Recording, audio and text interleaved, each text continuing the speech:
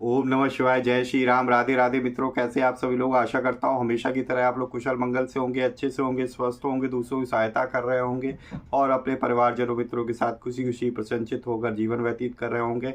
ऐसी दुआएं मनोकामना में भगवान से आप लोगों को हमेशा से करता हूँ। मैं अंकित आप सभी लोगों का आपके अपने चैनल में हार्दिक स्वागत करता हूँ, अभिनंदन करता हूँ। दोस्तों, आज आपके सामने फिर से प्रस्तुत हूँ। तो आप सभी लोगों को सर्वप्रथम होलिका दहन और होली की बहुत बहुत शुभकामनाएं।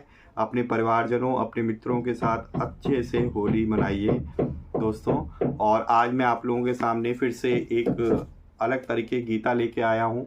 वो उस गीता संग्रह के प्रथम अध्याय, प्रथम गुच्छक से क्षमा करें। और इस गीता का नाम है यम गीता। तो वैसे तो यम गीता हमारे पास अलग अलग तरीके की है, तो पर मैं आज जो बताने जा रहा हूँ उसका वर्णन विष्णु पुराण में मिलता है, जिसमें यमराज जी द्वारा अपने दूतों को बताया जाता है कि यम के दूत किन लोगों से जो है, किन मनुष्यों से, किन लोगों से दूर रहते हैं। तो वही उपदेश यमराज जी द्वारा अपने दूतों को सुनाया जा रहा है। तो उसी को आज मैं आप लोगों के सामने हिंदी में सुनाऊंगा। ठीक है, चलिए सर्वप्रथम हम गणेश जी का आवाहन करेंगे, उसके बाद हम लोग शुरू करेंगे। चलिए मेरे साथ जो है गणेश जी की वंदना कीजिए। वक्रतुंड महाकाय सूर्यकोटि समप्रभा निर्विघ्नं कुरु देव सर्वकार्येषु सर्वदा। जय श्री गणपति बप्पा मोरया।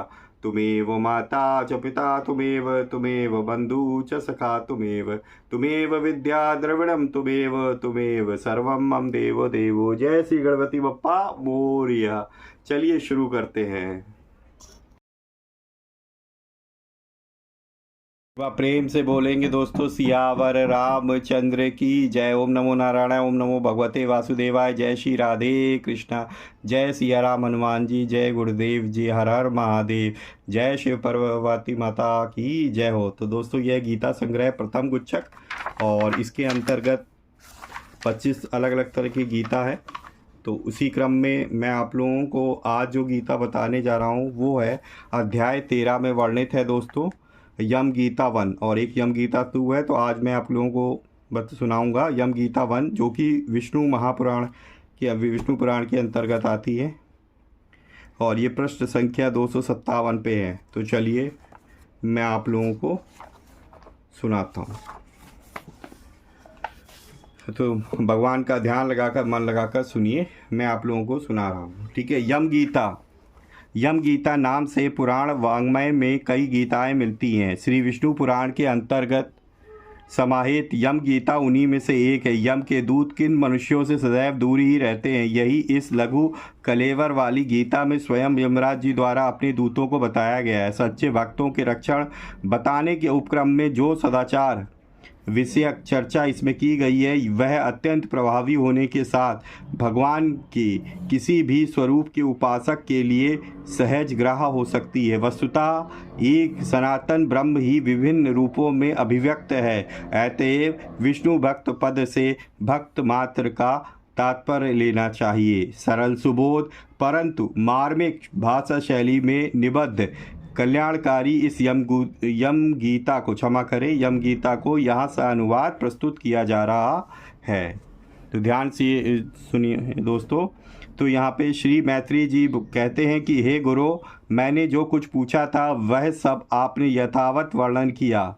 अब मैं एक बात और सुनना चाहता हूँ, आप मुझे कहिए।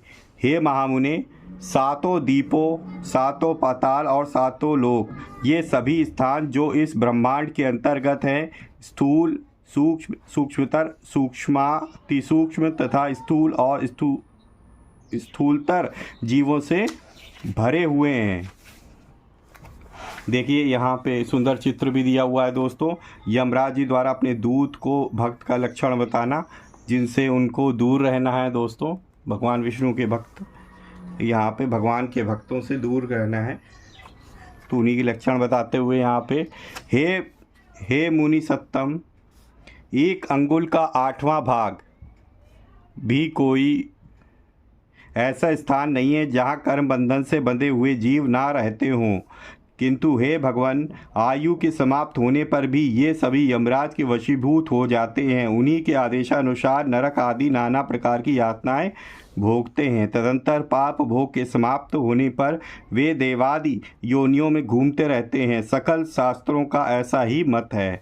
अतः आप मुझे वह कर्म बताइए जिसे करने से मनुष्य यमराज के वशीभूत नहीं होता। मैं आपसे यही जानना चाहता हूँ। यह सुनकर श्री पराशर जी बोलते हैं कि हे मुने, यही प्रश्न महात्मा नकुल ने पितामह भीष्म से पूछा था। उसके उत्तर में उन्होंने जो कुछ कहा वह सुनो। क्या कहा सुनिए दोस्तों। भीष्म जी कहते हैं कि हे वत्स, पूर्व काल में मेरे पास एक कलिंग देशीय ब्राह्मण मित्र आया और मुझसे बोला। मेरे पूछने पर एक जाति स्मर मुनि ने बतलाया था कि ये सब बातें अमुक अमुक प्रकार की होंगी। हे वत्स, उस बुद्धिमान ने जो जो बातें जिस जिस प्रकार होने को कही थी वे सब ज्यों की त्यों कहो। इस प्रकार उसमें श्रद्धा हो जाने से मैंने उससे फिर कुछ और प्रश्न भी किए और उनके उत्तर में उस द्विजश्रेष्ठ ने जो जो बातें बतलाई उनके विपरीत मैंने कभी कुछ नहीं देखा। एक दिन जो बात तुम मुझसे पूछते हो वही मैंने उस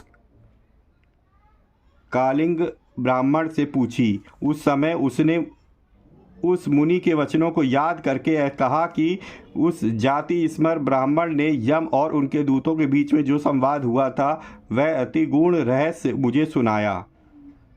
तो वही मैं तुमसे कहता हूँ। कालिंग बोला। अपने अनुचर को हाथ में पाश लिए देखकर यमराज जी ने उसके कान में कहा, भगवान मधुसूदन के शरणागत व्यक्तियों को छोड़ देना, क्योंकि मैं जो विष्णु भक्त नहीं है ऐसे अन्य पुरुषों का ही स्वामी हूँ। देव पूज्य विधाता ने मुझे यम नाम से लोगों के पाप पुण्य का विचार करने के लिए नियुक्त किया है। मैं अपने गुरु श्री हरि के वशीभूत हूँ, स्वतंत्र नहीं हूँ। भगवान विष्णु मेरा भी नियंत्रण करने में समर्थ हैं। जिस प्रकार सुवर्ण भेद रहित और एक होकर भी कटक, मुकुट तथा कर्णिका आदि के भेद से नाना रूप प्रतीत होता है, उसी प्रकार एक ही हरि का देवता, मनुष्य और पशु आदि नानाविध कल्पनाओं से निर्देश किया जाता है। जिस प्रकार वायु के शांत होने पर भी उसमें उड़ते हुए परमाणु पृथ्वी से मिलकर एक हो जाते हैं, उसी प्रकार गुण क्षोभ से उत्पन्न हुए समस्त देवता, मनुष्य और पशु आदि उसका अंत हो जाने पर उस सनातन परमात्मा में लीन हो जाते हैं। जो भगवान सुरवर वंदित चरण कमलों की परमार्थ बुद्धि से वंदना करता है, घृताहुति से प्रज्वलित अग्नि के समान समस्त पाप बंधन से मुक्त हुए उस पुरुष को तुम दूर ही से छोड़कर निकल जाना। यमराज के ऐसे वचन सुनकर पाशहस्त यमदूत ने उनसे पूछा, हे प्रभो, सबके विधाता भगवान श्री हरि का भक्त कैसा होता है, यह आप मुझसे कहिए। यमराज जी बोले, जो पुरुष अपने वर्ण धर्म से विचलित नहीं होता, अपने सुहृद और विपक्षियों के प्रति समान भाव रखता है, बलपूर्वक किसी का द्रव्य हरण नहीं करता और न किसी जीव की हिंसा ही करता है, वह उस निर्मल चित्त व्यक्ति को भगवान विष्णु का भक्त जानो। जिस निर्मल चित्त कलमस रूप मल से मलिन नहीं हुआ और जिसने अपने हृदय में सर्वदा श्री जनार्दन को बसाया हुआ, उस मनुष्य को भगवान का अतीव भक्त समझो। जो एकांत में पड़े हुए दूसरे के सोने को देखकर भी उसे अपनी बुद्धि द्वारा तृण के समान समझता है और निरंतर भगवान का अनन्य भाव से चिंतन करता है, उस नरश्रेष्ठ को भगवान विष्णु का भक्त जानो। कहाँ तो स्फटिक गिरी शिला के समान अति निर्मल भगवान विष्णु और कहाँ मनुष्यों के चित्त में रहने वाले राग द्वेषादि दोष, इन दोनों का संयोग किसी प्रकार नहीं हो सकता। हिमकार चंद्रमा के किरण जाल में अग्नि तेज की उष्णता कभी नहीं रह सकती है।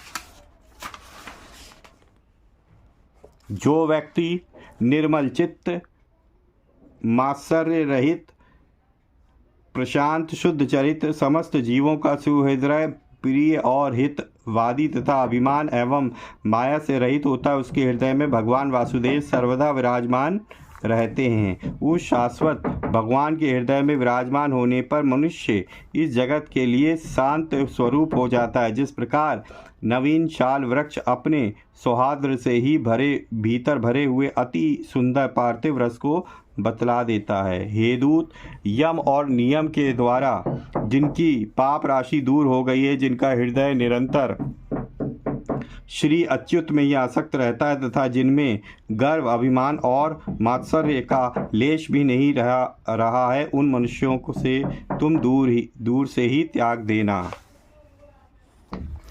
यदि खड़ग, शंख, गदाधारी अव्यात्मा भगवान श्रीहरि के हृदय में विराजमान है, तो उन पाप नाशक भगवान के द्वारा उसके सभी पाप नष्ट हो जाते हैं। सूर्य के रहते हुए भला अंधकार कैसे ठहर सकता है?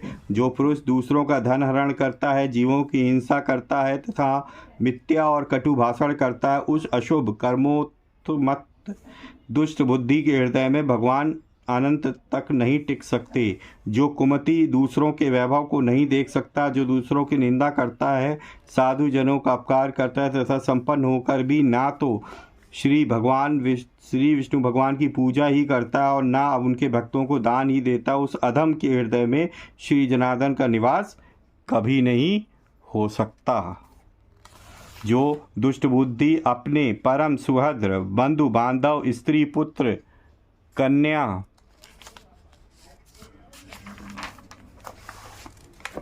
माता पिता तथा भ्रातृ वर्ग प्रति अर्थ तृष्णा प्रकट करता है, उस पापाचारी को भगवान का भक्त मत समझिए। जो दुर्बुद्धि पुरुष असत कर्मों में लगा रहता है, नीच पुरुषों के आचार और उन्हीं के संगम में उन्मत्त रहता है तथा नित्य प्रति पापमय कर्म बंधन से ही बंधता जाता है, वह मनुष्य पशु ही है, वह भगवान वासुदेव का भक्त नहीं हो सकता। यह सकल प्रपंच और मैं एक परम पुरुष परमेश्वर वासुदेव ही है। हृदय में भगवान अनंत के स्थित होने से जिनकी ऐसी स्थिर बुद्धि हो गई है, उन्हें तुम दूर से ही छोड़कर चले जाना। हे कमल नयन, हे वासुदेव, हे विष्णु, हे धरणीधर, हे अच्युत, हे शंख चक्रपाणे, आप हमें शरण दीजिए। जो लोग इस प्रकार पुकारते हैं, वो उस निष्पाप व्यक्तियों को तुम दूर से ही त्याग देना। जिस पुरुष के अंतःकरण में अव्यात्मा भगवान विराजते हैं, उसका जहाँ तक दृष्टिपात होता है, वहाँ तक भगवान के चक्र के प्रभाव से अपने बल वीर्य नष्ट हो जाने के कारण तुम्हारी और अथवा मेरी गति नहीं हो सकती। वह महापुरुष तो अन्य वैकुंठादि लोकों का पात्र है। कालिंग बोला कि हे कुरुवर, अपने दूत को शिक्षा देने के लिए सूर्यपुत्र धर्मराज ने उससे इस प्रकार कहा। मुझसे यह प्रसंग उस जाति स्मर मुनि ने कहा था और मैंने यह संपूर्ण कथा तुमको सुना दी। श्री भीष्म जी ने बोले कि हे नकुल, पूर्व काल में कलिंग देश से आए हुए उस महात्मा ब्राह्मण ने प्रसन्न होकर मुझे यह सब विषय सुनाया था।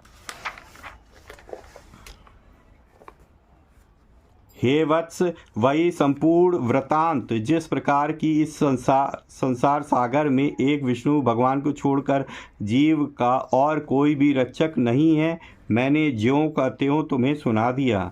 जिसका हृदय निरंतर भगवत परायण रहता है, उसका यम, यमदूत, यमपाश, यमदंड अथवा यम यातना कुछ भी नहीं बिगाड़ सकते हैं। श्री पराशर जी बोले कि हे मुने, तुम्हारे प्रश्न के अनुसार जो कुछ यम ने कहा था, वह सब मैंने तुम्हें भली प्रकार सुना दिया। अब और क्या सुनना चाहते हो? इति श्री विष्णु पुराणे तृतीय अंशेष यम गीता संपूर्णा। एक बार प्रेम से बोलिए दोस्तों, सियावर रामचंद्र की जय। तो ये थी दोस्तों यम गीता, जिसका वर्णन विष्णु पुराण के अंतर्गत आता है, जो कि मैंने आपको गीता संग्रह पार्ट 1 से सुना दिया आप लोगों को। तो आज की आप लोगों को यम गीता कैसी लगी, कमेंट बॉक्स में अपना जो है राय ज़रूर लिखा करिए दोस्तों। और एक बार जो है अपने देव का भी ध्यान करके कमेंट बॉक्स में ज़रूर लिखिएगा। हर हर महादेव, ओम नमः शिवाय, जय माता दी। जो भी आपके इष्ट देव हैं, जय श्री गणेशाय नमः, ओम सूर्याय नमः, जो कोई भी आपके इष्ट देव हैं उनका मंत्र ज़रूर लिखिएगा कमेंट बॉक्स में। अगर वीडियो अच्छी लगी है तो प्लीज़ वीडियो को लाइक करना ना भूलें और ज़्यादा से ज़्यादा अपने परिजनों मित्रों के साथ ज़रूर शेयर करें ताकि वो भी इस पर्टिकुलर वीडियो से कुछ लाभ प्राप्त कर सके। दोस्तों, अगर पहली बार मेरे चैनल पे आए हैं, उस तरीके की वीडियो देखना आप लोगों को पसंद है तो इसी कंटेंट मैं आपके अपने चैनल पर लाता रहता हूँ। तो आप बेल आइकन को भी प्रेस कर लीजिए ताकि लेटेस्ट से लेटेस्ट वीडियो की इन्फॉर्मेशन आपको तुरंत ही मिल सके। तो इसी तरीके से भगवान की भक्ति करते रहिए और अपने परिवारजनों मित्रों के साथ खुशी खुशी प्रसन्नचित होकर जीवन व्यतीत करिए। और हाँ, हमेशा की तरह किसी व्यक्ति की हेल्प करने की ज़रूर कोशिश करिए। वीडियो देखने के लिए बहुत बहुत धन्यवाद। एक बार फिर से सभी लोगों को होलिका दहन और होली की बहुत बहुत शुभकामनाएं। मिलेंगे इसी तरह किसी और वीडियो में, तब तक के लिए जय श्री राम, राधे राधे दोस्तों।